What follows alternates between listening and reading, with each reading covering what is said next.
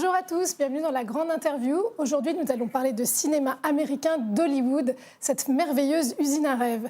Mais est-ce aussi une merveilleuse machine de propagande? Est-ce que les films américains mondialement connus comme Top Gun, comme Terminator ou Independence Day serviraient la politique militariste des Américains? C'est en tout cas la thèse que défend Matthew Alford, notre invité de ce jour. Bonjour Matthew Alford. Bonjour Katia. Merci d'avoir accepté notre invitation. La version française de votre livre, Hollywood Propaganda, vient de sortir en France aux éditions Critiques. Dans ce livre, vous abordez les relations très proches des studios américains avec le gouvernement, avec les forces politiques réactionnaires américaines. Vous dites aussi que les réalisateurs tentent de gommer tout aspect critique envers le gouvernement et la politique américaine en général. Mais tout d'abord, qu'est-ce qui vous a donné envie d'écrire ce livre ? Je me suis impliqué dans cette recherche parce que j'ai réalisé que peu avait été fait à ce sujet. Il y a beaucoup de critiques de la part des médias de gauche et de la société en général. Mais très peu de choses ont vraiment été dites à propos d'Hollywood comme organe de propagande ou quelque chose qui reflète l'idéologie dominante à ce moment-là. Et je me suis dit que c'était un sujet intéressant à étudier. Mais quand vous parlez de propagande, est-ce que c'est de la vraie propagande, au sens où le gouvernement américain, par exemple, va se servir des studios pour faire passer un message? En fait, j'utilise assez rarement le terme de propagande, parce qu'il est accompagné de sous-entendus, tels l'intentionnalité, la structure, le mensonge. Donc je ne l'utilise pas en général, bien que le titre de la version française soit Hollywood Propaganda. Mais la réponse à votre question est qu'en règle générale, ce n'est pas intentionnel, comme faisant partie d'un système plus global, ayant pour but de renforcer l'intérêt d'un empire américain. Mais les recherches que nous avons faites ces dernières années, depuis la publication de la première édition, suggèrent qu'il y a beaucoup plus d'intentionnalité, beaucoup plus d'implication des militaires et de la CIA que tout le monde pouvait le supposer. Donc, je suis un peu plus paranoïaque et à l'affût des complots depuis quelques années, parce que nous avons acquis tellement de documents, particulièrement mon collègue Tom Secker, au nom de la liberté d'information.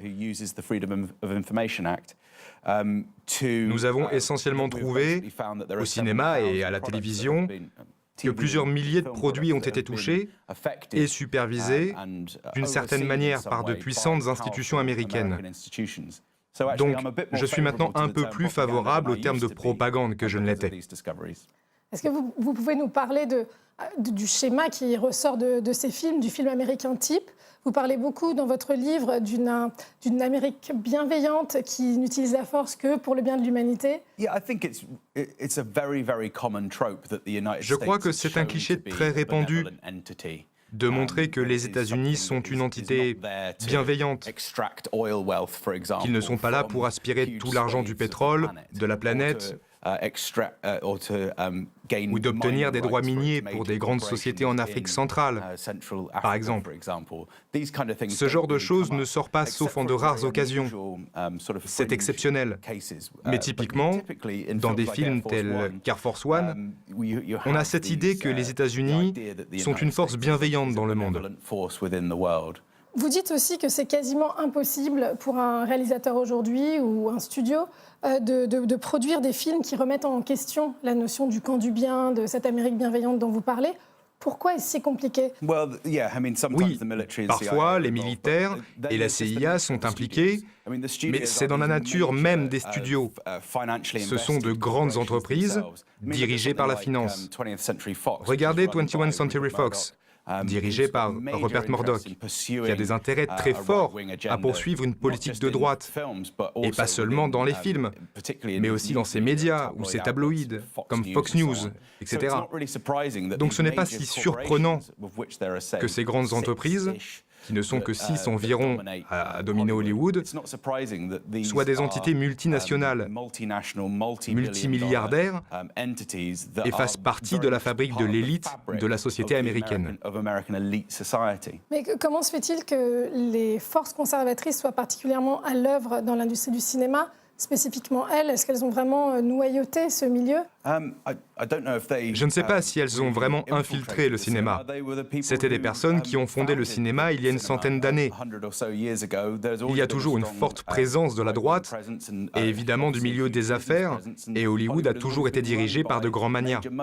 Est-ce que ça signifie qu'il n'y a pas de place pour des réalisateurs de gauche, radicaux, ou une présence contestataire au sein d'Hollywood? Parce qu'on parle parfois de George Clooney ou de Sean Penn qui s'opposent à ce conservatisme ambiant. Non, je ne dirais absolument pas cela. Hollywood est souvent vu comme une institution libérale. Et la plupart des stars, des acteurs et pas mal de producteurs et de réalisateurs se voient plutôt comme des libéraux qui votent pour des partis démocrates. Il y a peu de républicains à Hollywood. Mais peu importe qu'ils soient de droite ou de gauche, la critique de la politique étrangère américaine est toujours un tabou important. Et ce n'est pas surprenant, parce que les partis démocrates américains aux États-Unis, les partisans d'Hillary Clinton, sont très impliqués. Dans les faits, ils sont très souvent à l'origine des interventions majeures dans les pays comme la Libye, la Syrie, l'Irak, etc. Pourquoi les Américains tournent-ils autant de films de guerre? Est-ce que c'est pour qu'elles soient mieux acceptées? Est-ce que c'est pour qu'il y ait plus de budget? Est-ce que c'est pour faire accepter les actions interventionnistes des Américains? Je pense que le divertissement est la raison principale.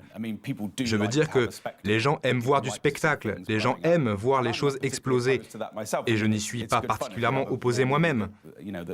Je veux dire que ça peut être très amusant si vous avez un film de guerre qui est plaisant, pourquoi pas? Mon problème est quand ils réécrivent l'histoire et mentent à propos d'événements réels relatant des interventions de politique étrangère. La chute du Faucon Noir en est un bon exemple. L'envoi de troupes américaines en Somalie avait clairement des raisons cyniques. Mais tout le film tournait autour de l'idée que les États-Unis faisaient cela purement pour des raisons bienveillantes. En fait, même le livre sur lequel le film est basé avait tous ces éléments déterminants qui montraient les problèmes dans ce que faisaient les États-Unis. Mais quand le film est sorti, tout ceci avait été enlevé. Quand vous parlez de ces forces politiques qui vont modifier un film, quelles sont les relations du Pentagone, qui sont quand même très particulières, on l'apprend dans votre livre, entre le Pentagone et les studios américains? Le Pentagone a été impliqué dans la fabrication des films depuis des dizaines d'années. De ce que nous avons trouvé dans des documents récents, il semblerait que son implication a très fortement augmenté depuis une quinzaine d'années. Et il s'est également particulièrement impliqué dans la fabrication de séries télévisées maintenant. Donc même dans des émissions comme American Idol, de petits documentaires, des émissions d'art de vivre, s'il peut ajouter un angle militaire, même si c'est seulement en montrant un soldat qui cuisine un gâteau, ils le font pour donner l'impression que ces forces militaires sont bienveillantes et bonnes et normales, etc.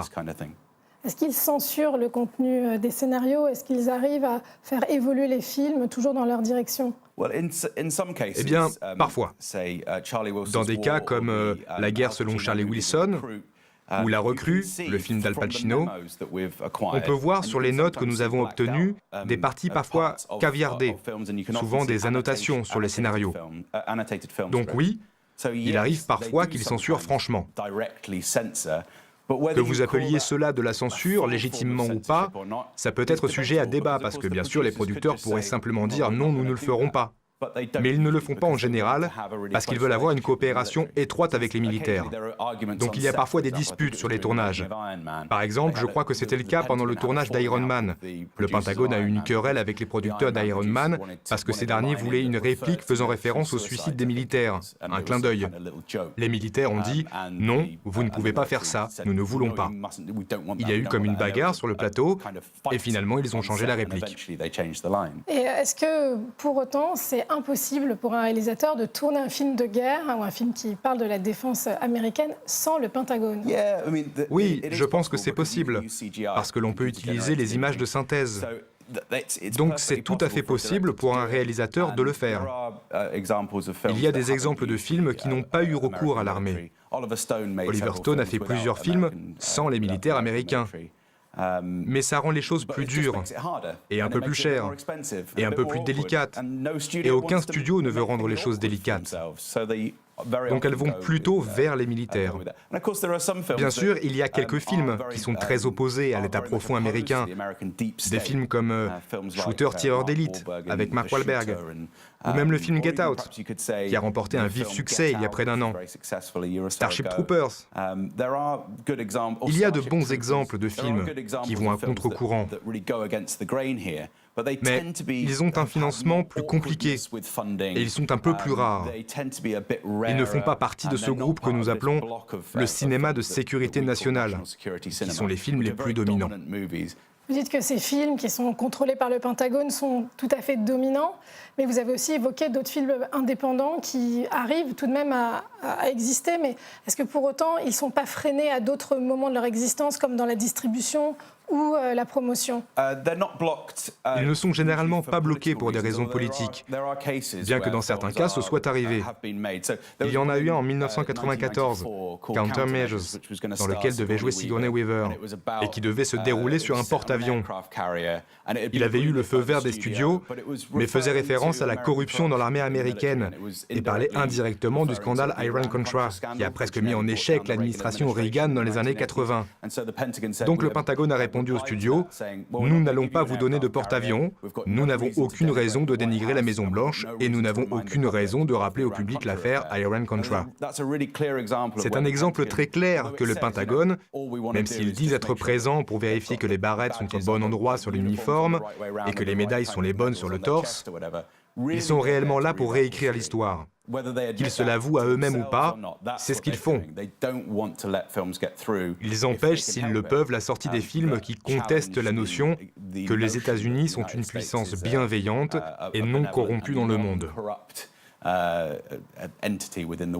Est-ce que cette réécriture de l'histoire dans les films américains est problématique? Parce qu'il n'y a pas de ministère de l'Éducation propre aux États-Unis, ce qui veut dire, est-ce que cette vérité tout à fait contestable des films américains peut être tenue comme l'histoire pour les Américains? En fait, mesurer l'impact est assez difficile. Je dirais qu'il y a quelques indicateurs qui montrent son importance. Par exemple, quand Top Gun est sorti, il y avait des recruteurs dans les cinémas. Et peut-être cela se reproduira l'année prochaine, quand sortira enfin la suite. Et ils disent que l'intérêt à s'engager dans la marine a augmenté, je crois, de 300%.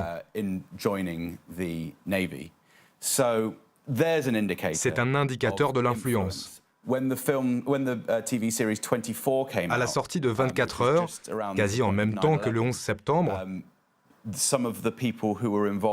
certaines personnes impliquées dans des actes de torture ont reconnu s'être inspirées de cette série pour leur pratique de torture.